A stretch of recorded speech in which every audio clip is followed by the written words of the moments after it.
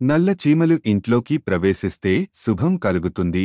వాస్తుశాస్త్రం ప్రకారం ఇంట్లో నల్ల చీమలు ఉంటే శుభసూచకం. మీ ఇంట్లో నల్ల చీమల గుంపు కనిపిస్తే ఐశ్వర్య దేవత అయిన శ్రీ మహాలక్ష్మి అనుగ్రహం పొందుతుందని అర్థం. ఆర్థిక ఇబ్బందులు త్వరలో తొలగిపోతాయని కూడా ఇది సూచిస్తుంది. వాహన సౌఖ్యం, సంపద, గృహశాంతి, ఆర్థికాభివృద్ధి, సంతోషం కూడా పెరుగుతాయి. బియ్యం బస్తా దగ్గర నల్ల చీమలు కనిపిస్తే అష్టైశ్వర్యాలు కలుగుతాయని వాస్తు నిపుణులు అంటున్నారు.